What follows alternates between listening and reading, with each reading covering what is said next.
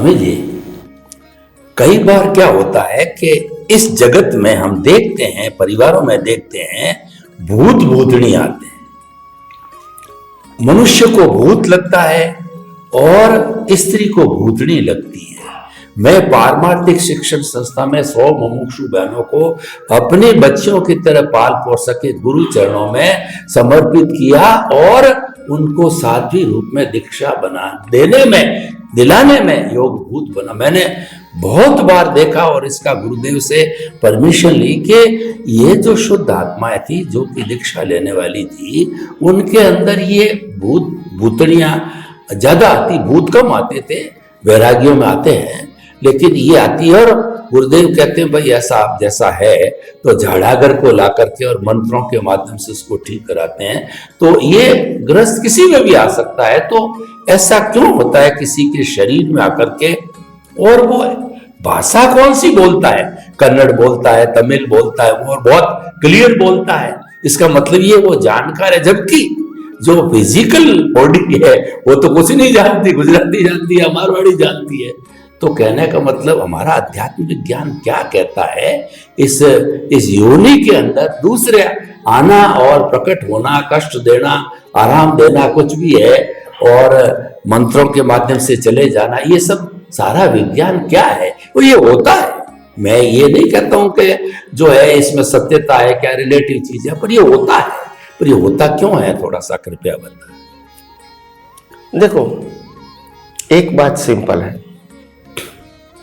बिना कर्म कोई भी अवस्था संभव नहीं है।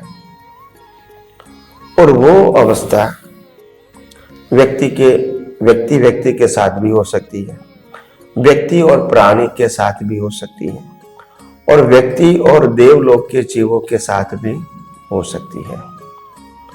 तो जो देवलोक के जो जीव होते हैं, इसके साथ भी हमारा ऋणानुबंध हो सकता है, भुगतान के रूप में ऋणानुबंध। यस। और आपने जो उल्लेख किया भूत भूतनी, उसमें 2 प्रकार है।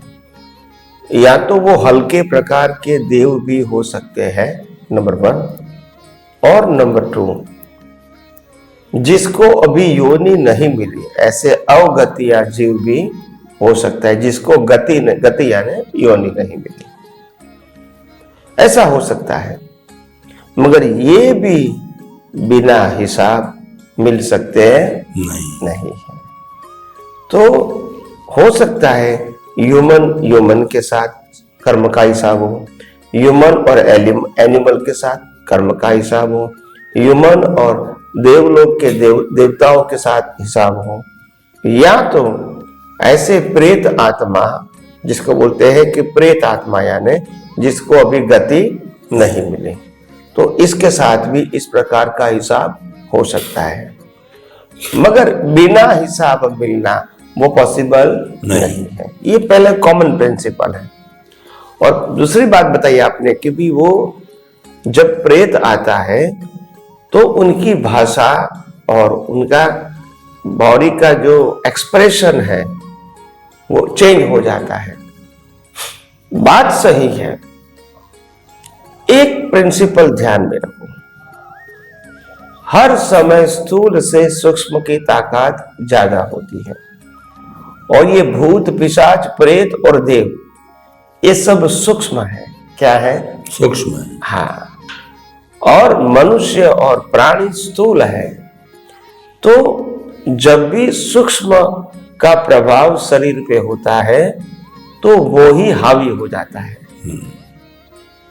क्योंकि मैंने पहले भी कहा, ये शरीर तो मशीन है, प्लेयर है, उनके पास कोई चॉइस नहीं कि क्या करना क्या नहीं करना।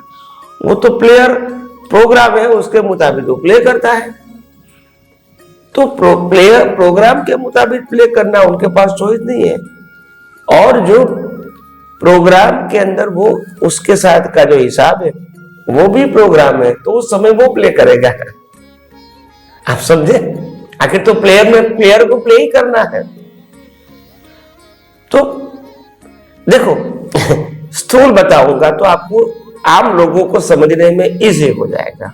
अगर एक व्यक्ति है इसका जन्म होता है, ये सब बच्चा है, बालक है, जन्म होता है, तो पहले बिहेवियर करता है, मैं इस माता पिता का बालक हूं, तो पहले ऐसे बिहेवियर करेगा। फिर कहेगा मैं ये भाई बहन का भाई हूं, फिर ऐसे बिहेवियर करेगा। फिर शादी करेगा तो मैं उसका पति हूं, ऐसे बिहेवियर करेगा। फिर बच्चा होगा तो मैं इसका पिता हूं, ऐसे बिहेवियर करेगा।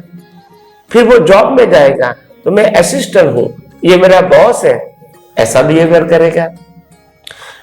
और समाज में जाएगा तो मैं समाज का एक हिस्सा हूं, ऐसे बिहेवियर करेगा। यानी एक ही व्यक्ति कितना सारा रोल करती है करती है ना, करता है। तो ये कोई नई बात नहीं है, ऐसा रोल है। क्या है? रोल। तो कोई इसमें कोई विशेषता की बात नहीं है, हमको सिर्फ समझना है। रोल लेकर आए, उनके पास कोई चॉइस नहीं है। क्या नहीं है? चॉइस। कोई चॉइस नहीं है। तो जो रोल लेकर आए वो प्ले करेगा। तो जितने भी प्रकार के रोल होंगे उनको तो प्ले करना ही है। प्रोग्राम तो तैयार है, संजोग कुदरत देता है, फिर क्या है?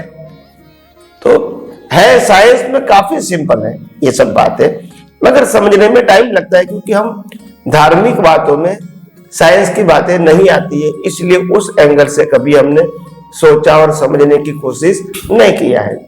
तो जब पहली बार आता है तो समझने में थोड़ा टाइम लगता है, क्योंकि इस प्रकार से सोचने का समझने का हम यूज्ड टू नहीं है। जैसे जैसे साइंस समझते जाओगे आपको खुद को समझ में आ जाएगा कि तो कुदरत का कानून है, तो फिर समझना आपके लिए आसान हो जाए। ये प्लेयर है, समझना आसान हो जाएगा। ये प्रोग्राम है, समझना आसान हो जाएगा।